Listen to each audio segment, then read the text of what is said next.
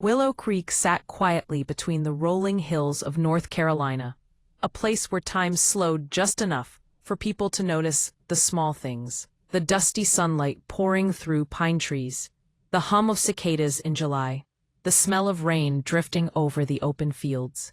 It was a peaceful town, peaceful in the way old photographs are peaceful, carrying memories but hiding their shadows. At the far eastern cliff of the town stood the abandoned lighthouse, a tall white tower scarred by decades of storms. The sea had retreated ages ago, leaving only a distant river and the ghost of waves in the wind. Yet the lighthouse remained, as if refusing to forget its purpose. 17-year-old Evan Carter biked toward the tower on a crisp Saturday morning. The sky was washed in soft gold, but his mind was far from calm. His backpack bounced lightly against his shoulders. Inside were textbooks he probably wouldn't read and a camera he rarely used. Today wasn't about school or homework. Today was about answers. The night before, he had woken suddenly, heart racing, breath shallow. He wasn't sure what pulled him from sleep, but he heard something at his window. A faint tapping. 3 times, deliberate, slow. When he looked, there was nothing, just a dark sky and the silhouette of the lighthouse against the horizon. But the dream that followed still clung to him. A bright light burning inside the tower, calling him. He needed to know why. Today was about answers. The night before, he had woken suddenly, heart racing, breath shallow. He wasn't sure what pulled him from sleep, but he heard something at his window. A faint tapping. 3 times, deliberate, slow. When he looked, there was nothing, just a dark sky and the silhouette of the lighthouse against the horizon. But the dream that followed still clung to him, a bright light burning inside the tower, calling him. He needed to know why. Halfway up, he paused. Someone else had been here. Fresh footprints in the dust. Small, light, not his. He swallowed. Hello? His voice disappeared into the hollow tower. At the top, he pushed open the hatch into the lantern room.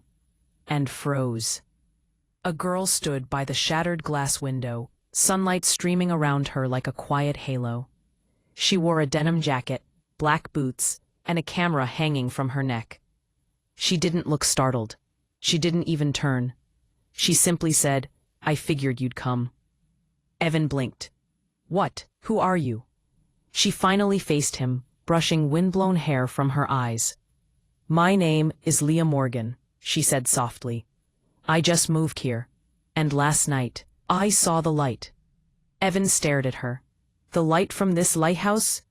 She nodded. "Yes, it wasn't strong, but it flickered, just once, like something waking up." She stepped closer, lowering her voice. "And something else. Someone was here before us." Evan's skin prickled. "Who?" Leah looked toward the cracked floorboards, where a faint trail of red dust formed a strange pattern, curved, delicate, almost like symbols. "I don't know," she whispered, "but I think your lighthouse is trying to tell us something." Evan's breath caught. The dream. The tapping. The light. Nothing about Willow Creek was supposed to be extraordinary. But in this moment, the air felt charged. Alive. Leah raised her camera. "Whatever is happening, we're part of it now." Evan looked out toward the silent town, the forest, the sky stretching endlessly above. For the first time in years, the lighthouse felt awake. And something deep within him whispered, "This is only the beginning." Chapter 2: Shadows Beneath the Quiet Town. The morning after the storm felt strangely hollow. Willow Creek usually woke with the chatter of neighbors, the laughter of children running barefoot through dusty roads, and the hum of life echoing across the valley. But today, the town held its breath. Emily stepped outside her grandmother's wooden house. The air smelled of rain and old stories. Clouds still clung to the mountains in thick folds, as though hiding their own secrets. The river below rushed louder than usual, swollen from the storm, curling around the rocks like a restless serpent. Her grandmother, Lillian, was already awake, sitting on the porch, knitting something Emily couldn't quite identify. Lillian's eyes followed Emily, calm but calculating, as though she already sensed that yesterday's strange dreams were only the beginning. "Did you sleep?" Lillian asked gently. Emily hesitated. "Not really. I kept hearing the river. And something else." Lillian paused her knitting. "Voices?" Emily startled. "How did you—" Her grandmother smiled faintly. "You're not the first in our family to hear the river speak." Before Emily could ask more, a distant rumble echoed from the east. The old Miller Bridge, a sound like wood splitting, then shouting. Emily and Lillian exchanged a glance. They hurried down the hill toward the bridge. Several townsfolk were already gathered. The bridge, centuries old, was sagging perilously over the swollen river. But that wasn't what made Emily's breath stop.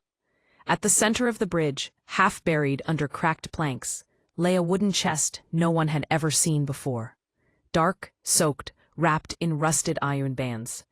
Sheriff Donovan pushed through the crowd, squinting at the chest as though it personally offended him. "Nobody touch it," he barked. "Could be dangerous, or could be nothing. Most things around here are nothing." But Emily felt something else entirely. A pull, a quiet whisper curling beneath her ribs like a forgotten memory. She stepped closer despite the sheriff's warning. Her fingers hovered above the chest, and the moment her skin neared it, the air around her trembled. The whisper sharpened. "Not the river, not the wind. Something older." "Emily," Sheriff Donovan snapped. "Step back." She withdrew her hand, but the whisper didn't fade. It followed her, clung to her, like the lingering echo of her dream. Lillian approached slowly. Too slowly, Emily realized, almost as if she recognized the chest. "Sheriff," Lillian said quietly, "you should move it somewhere safe." The townsfolk murmured, gossip already swirling like smoke. Emily took a step back, needing air. The mountains loomed tall in the distance, ancient and severe. She felt watched. By the river, the trees, the wind. By something else. Something that wanted her to open that chest. She shook the thought from her mind. But when she looked up toward the forest edge, she saw a figure standing between the trees. Tall, still, too still. The figure didn't move, didn't blink, didn't breathe. And though Emily couldn't see the face clearly, she knew with chilling certainty it was looking directly at her. A cold shiver crawled up her spine. Then, just as quickly as it appeared, the figure melted into the shadows of the forest. Emily gasped softly. No one else seemed to notice, except her grandmother. Lillian's eyes were fixed on the trees. Her expression tightened with a fear Emily had never seen before. "Gran, did you see?" Lillian grabbed Emily's hand, squeezing tightly. "Listen to me, child. Whatever you think you saw, keep it to yourself, for now." "Why? What's happening? What is that chest? And who?" Lillian shook her head.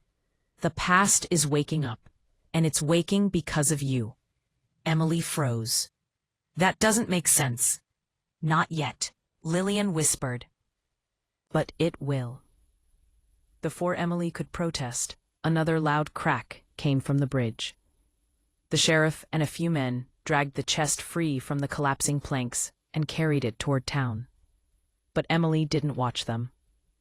Her eyes drifted back to the forest, to the place where the figure had stood. For the briefest moment, she thought she saw a soft glow deep between the trees, like a lantern, or an eye, watching, waiting. The whisper returned, this time clearer. "Find me." Emily stumbled backward, breath caught in her throat. Her heart thundered beneath her ribs. She didn't know who or what was calling. But she knew one thing for certain. Her life in quiet, sleepy Willow Creek was about to unravel